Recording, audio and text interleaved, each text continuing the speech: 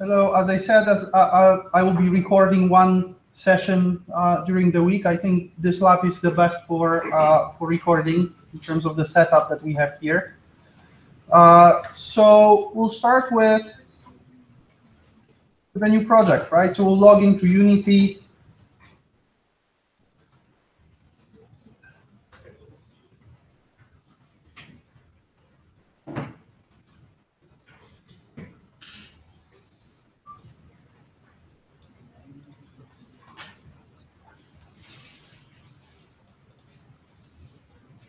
And we'll create a new project. New project that will be named Mail Pilot, and it will be 2D project.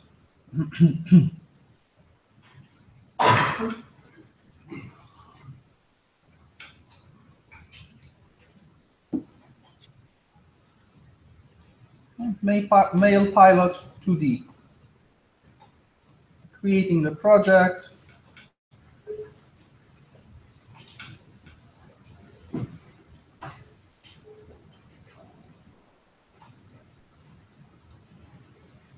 Waiting for my Unity to start.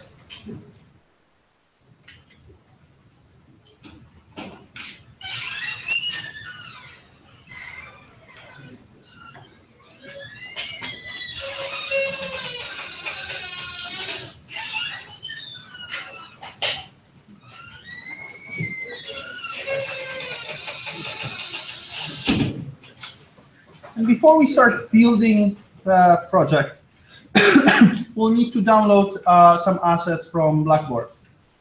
So let's go to Blackboard.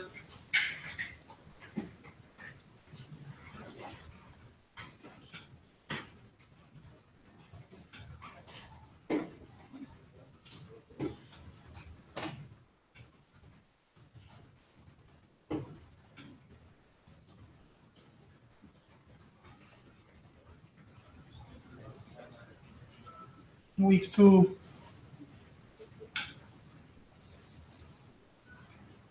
You have assets. It's a zip file.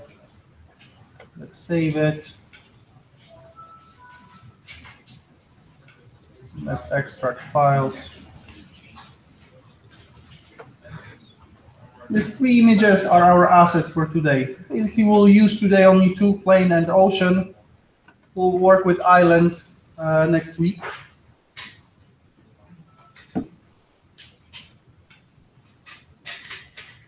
What I need to do, I need to upload or really import the assets to Unity. How I can do that? You right-click and import new assets. We'll open the new window, and I know it's in downloads. I can select my assets and import them. I can also simply drag and drop files into the project view. And just to keep my project organized, I will create a few folders. Textures will be one of them, and my assets will be sitting in that folder. Then I will need another one today for scripts.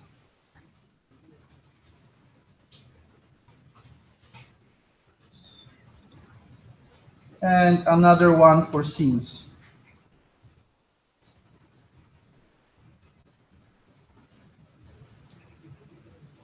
And to make sure that I have my scene saved, Control-S, we're going to scenes. My main scene will be there, right?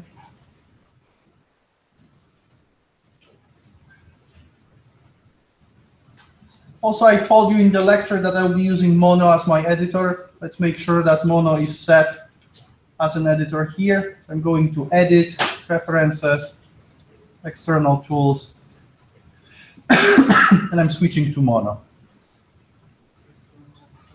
Just to make sure that everybody has the same editor, right?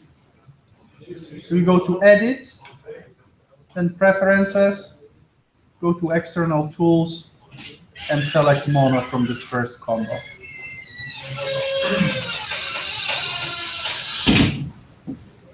And you can close.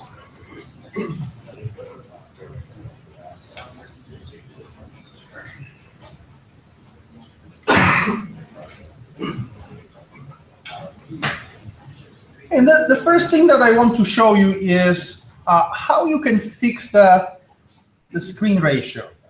Because right now, if you take a look at this, right, this rectangle is my view. This is defined by camera. I can make it bigger or smaller, just dragging one of those squares here. But the ratio of this rectangle changes as I change my view, right? So if I modify this rectangle changes, you see? And I want to fix it. I want to have a constant ratio. What I can do, I can go to the game tab, and there is this combo. Right now it's showing free aspect, right? That's why it's changing. You can select something that is already set there, or you can click on this plus button and you can add your own.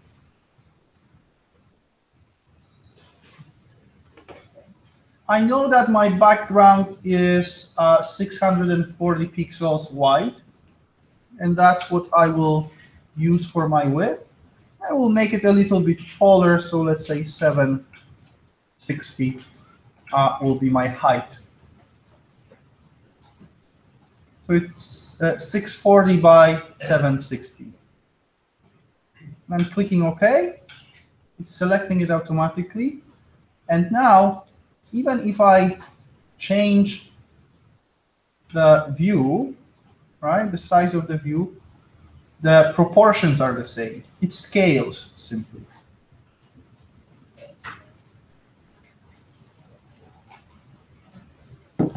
And since we did that, let's go to textures and let's add our ocean to this view.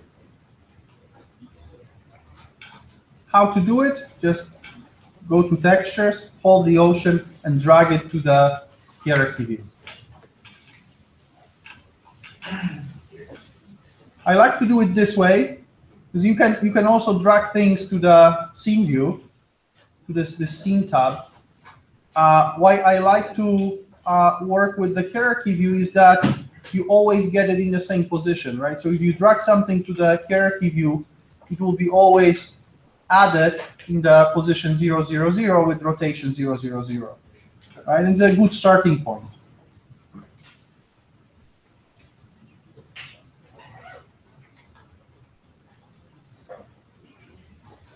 Now, before we start working with those assets, let's take a look at some properties of the asset. Right? So let's select ocean. That's our first one. And let's see what we can change or what is set in the inspector. What do we see there? We have a texture type. And the texture type, by default, is set to sprite. That's exactly what we want to have. But let's take a look at the list and see what else can texture be, right, in Unity. Right? It can be a cursor, it can be a light map. It can contain different data. The texture itself can be used in many different contexts. Some of them will explore playing with 2D or 3D. We'll use the textures in different contexts. Right now, all of our textures will be sprites, right? So we'll use them in the game.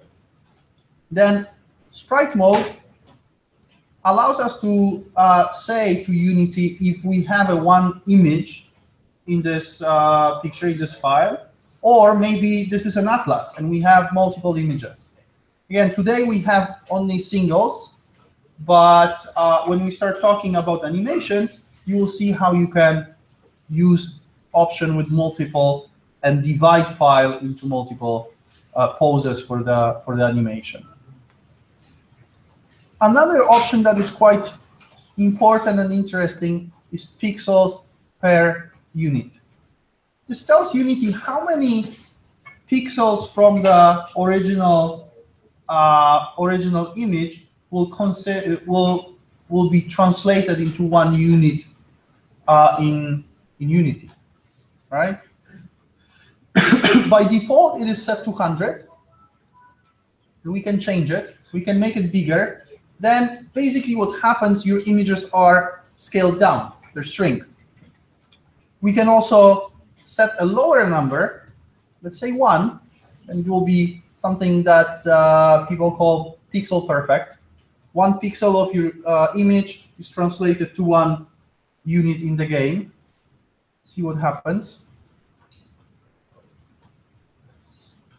I have my ocean way bigger, right? What I will have to do, I will have to adjust the size of the camera to make sure that it fits, right? Now, what is important?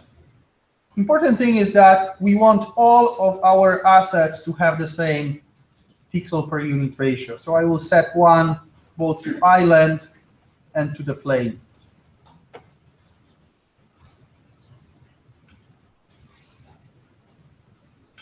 Another important setting is the pivot.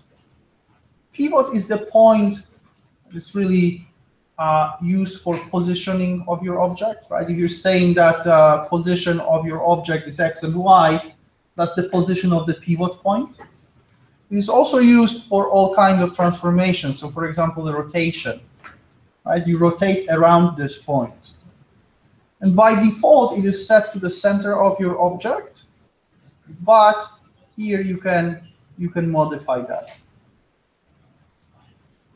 You can select one of predefined settings, like top or top right or bottom left, or you can define your custom pivot point. There are other options that we won't really explore today. We have ocean there. Let's add also a plane. And what happened? Plane, in my case at least, is under the ocean. What I have to do, I have to change the order of those objects. I have to tell Unity that ocean should be rendered first and then plane on top. And to do that, I have this option, order in layer. So I'm selecting plane from my hierarchy, and then I'm changing order in layer to 1. A higher number here means the higher or later object is rendered. We'll talk about layers some other time in details, because layers in general can be used not only to sort things for rendering, but also they're used in processing, right? So you can have layers that you're interacting with, and also layers that are ignored in some interactions. So it's quite interesting tool. All right, so that's our view right now. That's what we should see in the game. We click play button. That's exactly what it is. Very static because we didn't really add any scripts yet.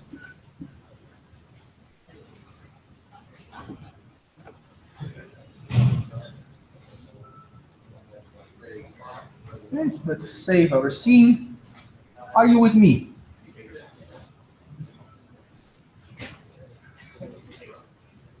Because now we'll start coding.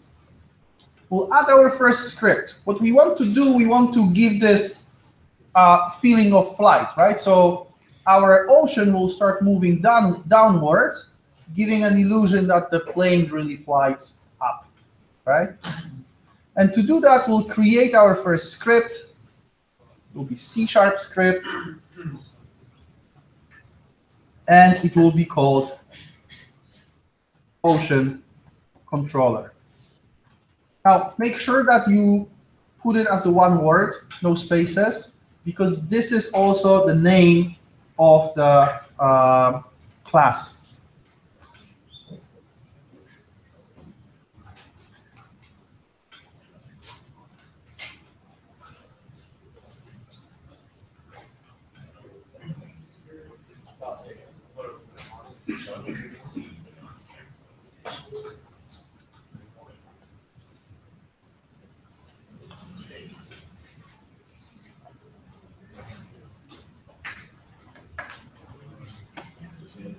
Let me change this view a little. I will increase the font size. You can see better.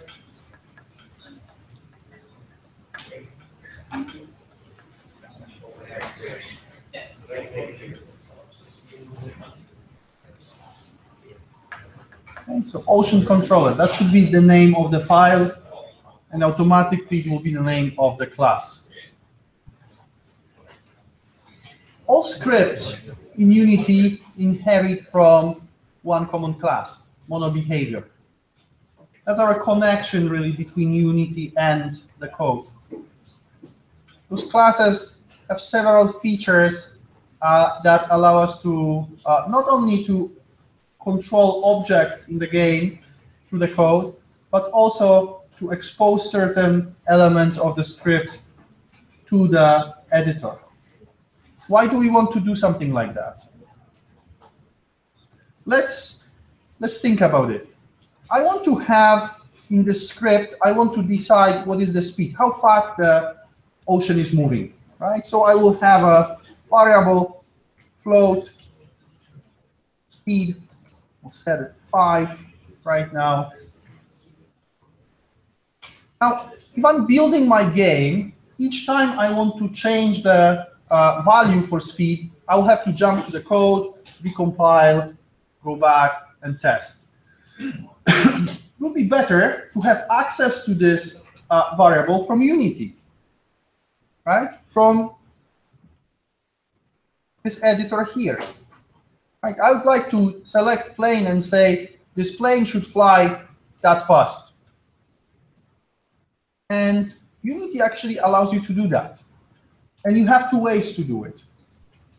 One, simply make it public. That will work. But that's not the best solution, right? Think about software engineering. Making your properties public is not the best practice, right? Because you're opening access to it, you're losing control, right?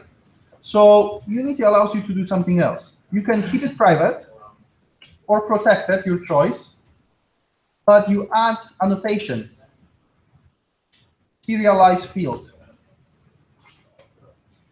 Through this annotation, Unity knows that, okay, this is for me. I can pick it up and I can modify it from the editor, right? If you save this file and you attach the file Ocean Controller to the ocean, let's do it right now. I'm selecting Ocean. Sorry. 2 more clicks. Ocean. And I can do a few things. I can go through Add Component, scroll down to Scripts, and select the script from the list. I can drag the script here, or I can drag it to the object here, or to the object, well, to object here will be probably the most accurate, right? If I let it go, I see my Ocean Controller added, and I see the speed here. It has a value, 5. That's the value that I set here, right? Public will have exactly the same effect, but your variable will not be protected from accessing it from other scripts.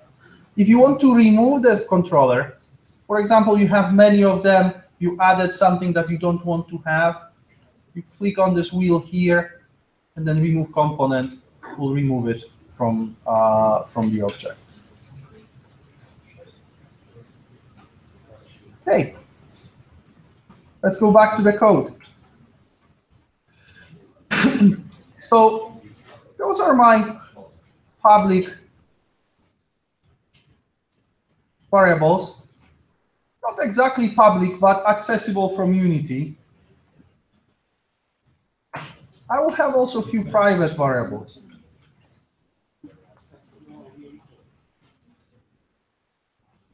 I want to have access to the transform. Transform is this component of game object that keeps track of position, rotation, and scale. And because I will be constantly changing the position of the ocean, I don't want to go back and forth and ask each time, each frame, for a reference to transform. I will just store it, right? So I will have private transform. I'm using underscore to say that this is a private variable. I'll also keep track of the current position. And the position is represented by vector. I will use vector 2 because I'm using only the x and y, even though Unity really is keeping track of all three, and I don't need that. And that will be our current position.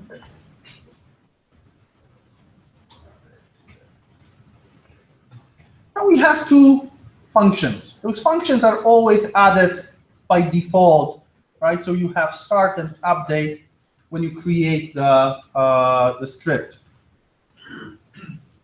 They're added because they're the most important functions in those scripts. There are many others that you can add and work with them. Start is basically your init function. It's called once when your game starts, when the object appears first time in the game, and this is placed for all kinds of init. So in our case, for example, transform will be set here. Game object.get component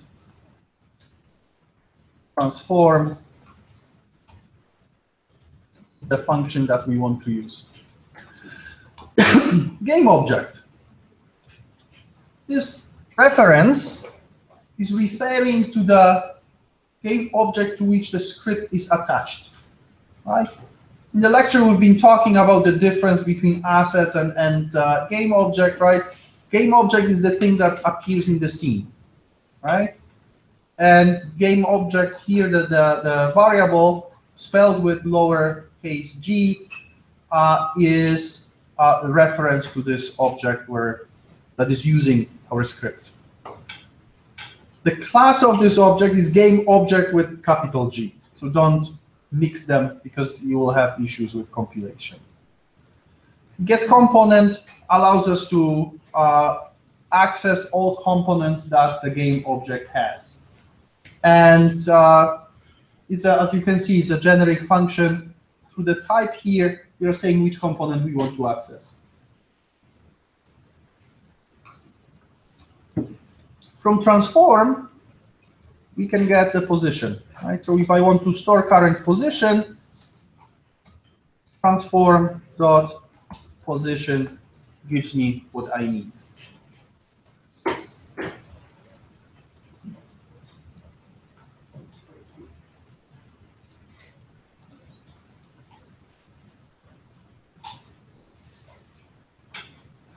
If I want to test, well, if I want to check if I don't have any errors in my script, I can go to build and build all, or just press F8, and it will be fine. Right now, I have one warning saying that I'm not using speed.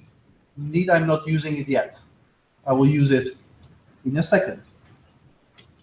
Okay, let's make our ocean moving. We'll go to update. Update is this function that update is this function that is executed for every frame. Basically what happens, and we'll be talking about the game loop in the lecture, what happens in each cycle in the game, you show the frame, right? So you show a picture, basically. You gather input from your user, you process this input, update your world, and you render again new frame, right? And it runs in a cycle, and for each frame, you have exactly one call to update function. What we'll do in each update, we'll move our ocean a little bit down, right? So it will be scrolling down. And we'll use the current position to do that. So we have to keep track of it, right? Transform.position. So I'm asking, what is my current position? Whatever it is, I want to move down. That's why I'm subtracting, right? y positive numbers goes up, negative down. So I'm subtracting new vector 2. I'm not moving on x, but I'm moving on y.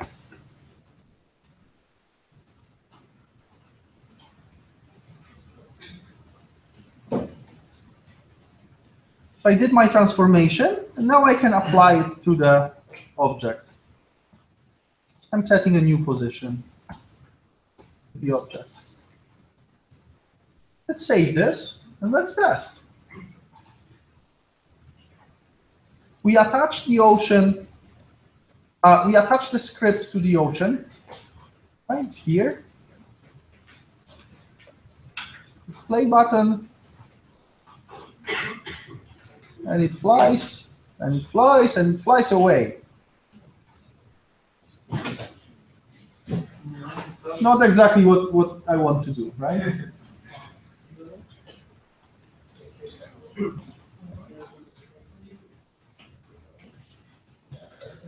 So what do I have to do? I have to make sure that when I hit the bottom, it resets, right? That's the idea.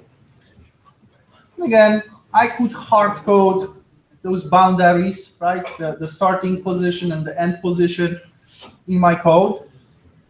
Instead of doing that, I will leave it for the designer to figure out those numbers. So I will add two variables. Serialize field, float, start y, and serialize field, float, and y.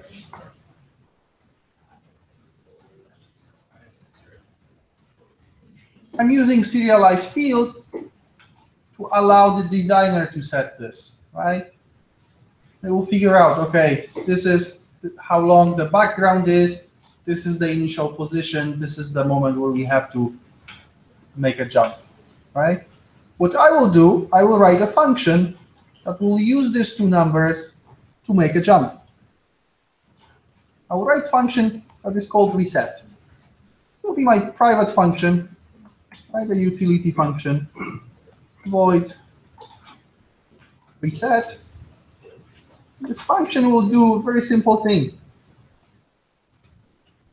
For the transform.position, it will set an initial position, which will be vector 2, 0, and start y. I'll call this function in two places. First, I will call it in the beginning, right? Right here. When I start, I want to start with the proper setting of the ocean, and then, of course, I will have to do some operations here.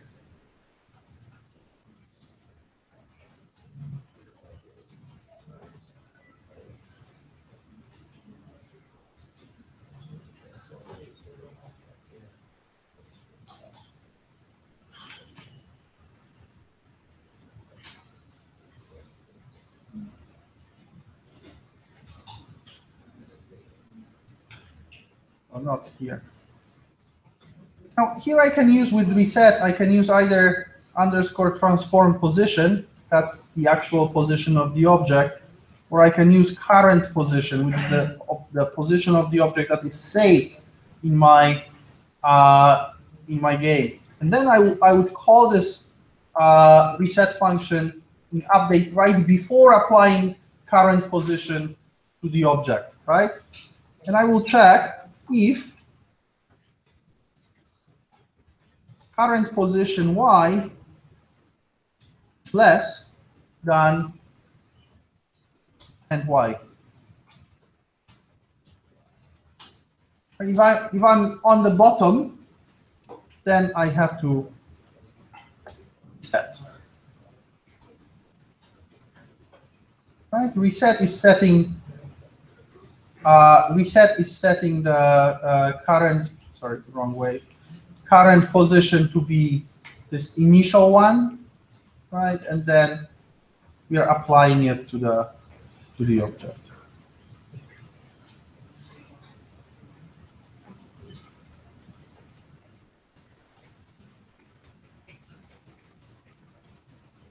Apply changes.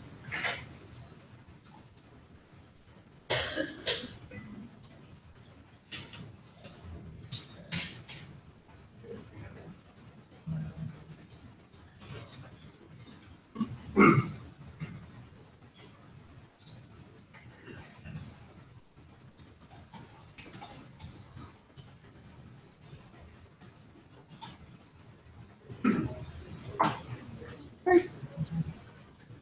Let's build, make sure that everything is okay.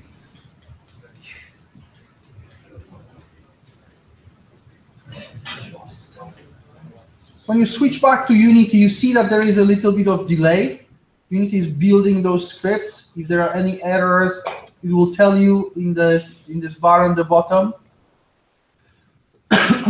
Let's figure out what are our boundaries.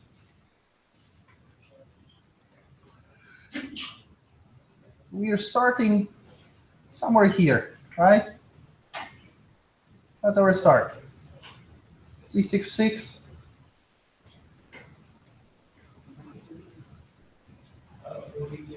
236.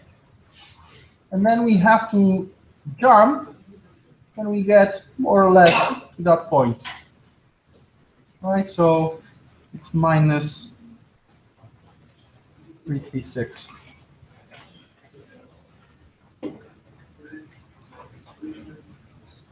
Let's check. We should adjust. This image is not ideal. Right, we have to find the position when it starts to repeat. And we can play with those numbers, but let's not waste time right now. So it looks like we are flying. Right, now it will be nice to have. Sorry, now it will be nice to have ability to move the plane. And the plane will be moving left and right. Oh, and by the way, a reminder, I can change those settings during the play, right? So I can make my plane super fast, right? But if I stop the game, it goes back to the original setting. All changes that you make to the position of objects or to parameters and so on while you're playing the game are lost when you stop playing, right? So there is no sense in making big changes as you play. It's good for testing, right? But then you have to go back, stop the game, and really make the changes. Okay. Not bad. Now it's time to do the script for the plane. So again, let's create a new script.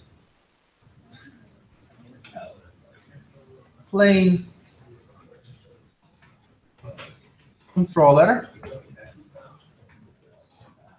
Let's make sure that this script is connected to the plane right away, right? So you create the script and then you drag it to the plane.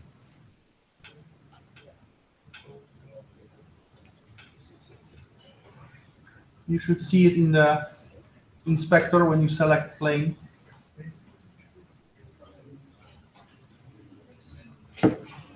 And let's open this script. Again, we have two functions added by default.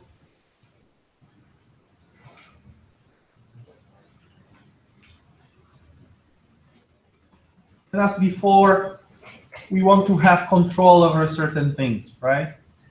We want to have a control over the speed.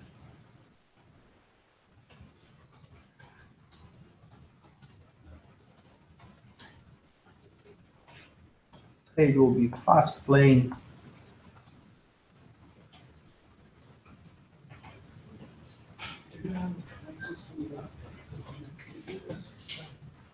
you're passing 7F, what is the F float? Sorry?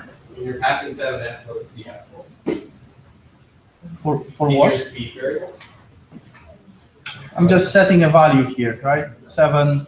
We'll play with this number and see. But what's F for? What's F for? This is float, right? So I'm saying 7 float. Oh.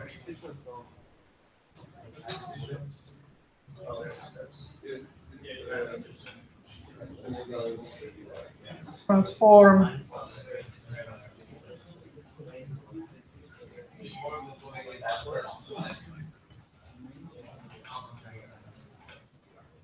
And current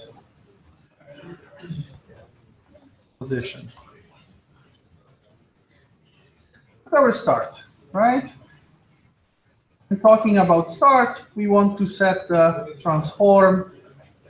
So you see that it's a lot of repetition right now. Get component transform. Again, you can get the current position. You don't really have to. You don't really have to do it in start because that will be the first thing that you will do in update, right?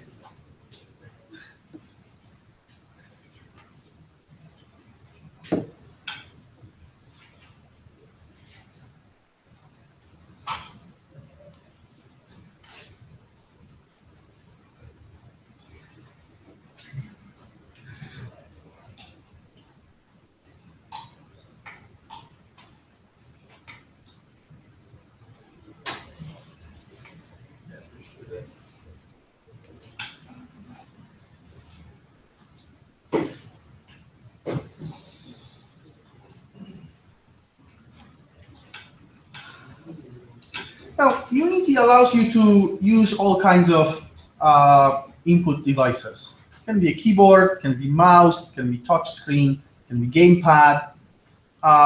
Many different ways to interact with the game. Today we'll be using only one. We'll be using keyboard. But anyways, all of them are referenced to one class, and this class is called input.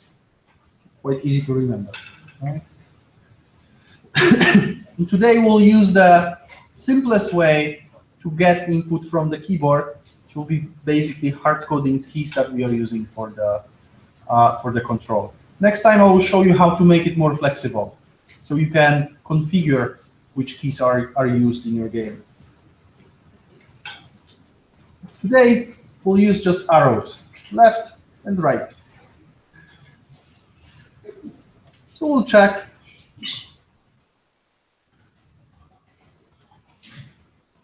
If there is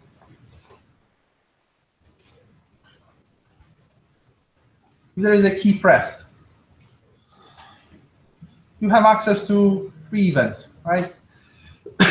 Get key is a general event. Something happened with this key. Key down, when you press the key, it's sent only once. Key up is when you release the key, and it's again sent only once.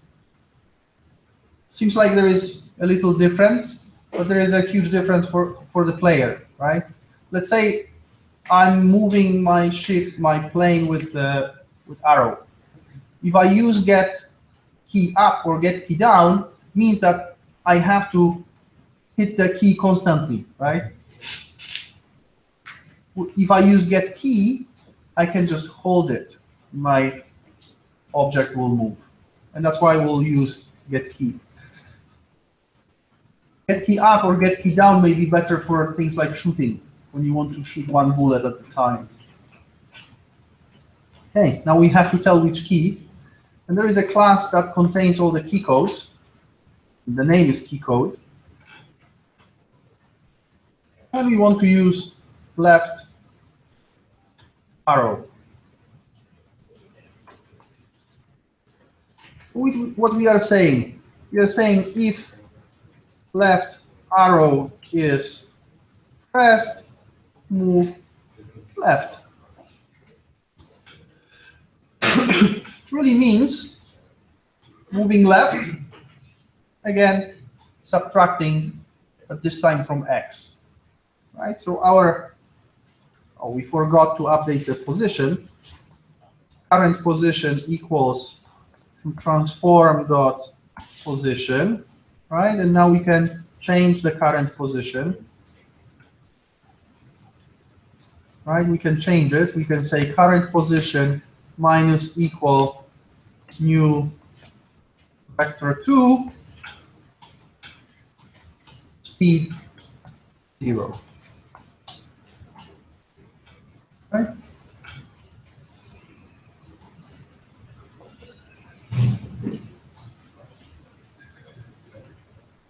Moving to the right will be very similar. Will be right arrow, but we'll use plus.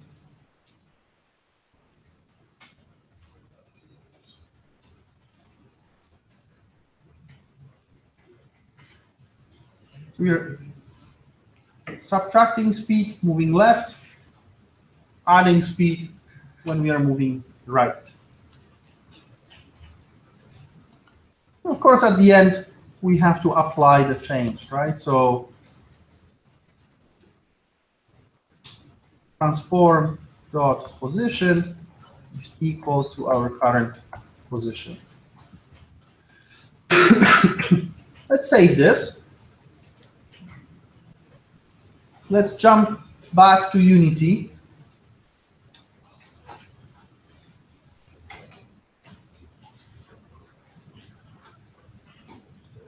And let's play with it. And we can move left and right, but we can also fly away, right?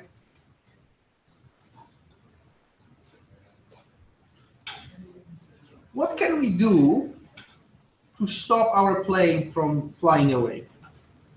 If condition or Exactly. So we need to define the boundaries for our screen, right? Left and right. Again, instead of guessing, right, we can expose two variables to the designer.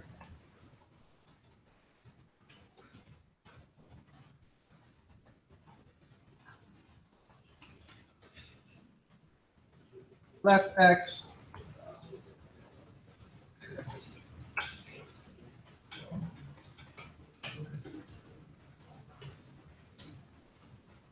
right x. We'll use this to in a function that will control the bounds, right? We'll check we are not flying too far away. So let's add this function. And it will be a utility function. Will be private for this. We call it check bounds. What we'll do, we'll check if our current position dot x is less than left x. We won't let the player to go farther, right? So current position dot x equals left x.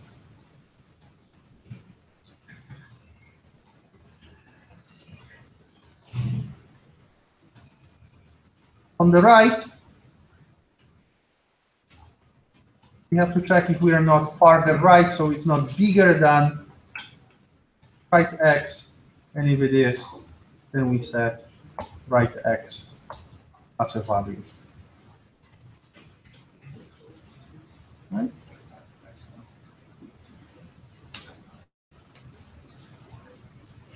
As you can guess, you can do exactly the same thing with y, right? Checking y position and so top and bottom, right? And checking y component of the position. Where do we call this function? Right here, right? Right before we apply changes. Just to make sure that the changes that we are applying make sense. Save this. Now we have to figure out what are the boundaries.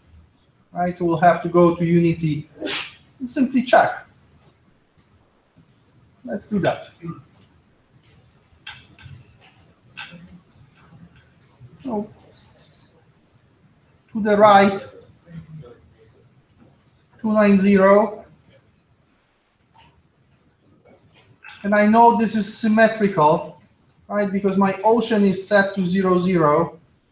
So on the other side, it should be minus 90, minus 290, right?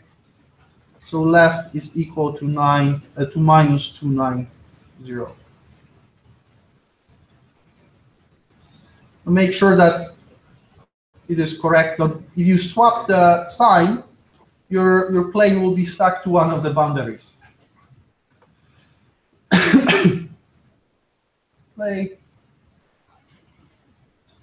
I cannot fly any farther. I cannot fly any farther. That's it.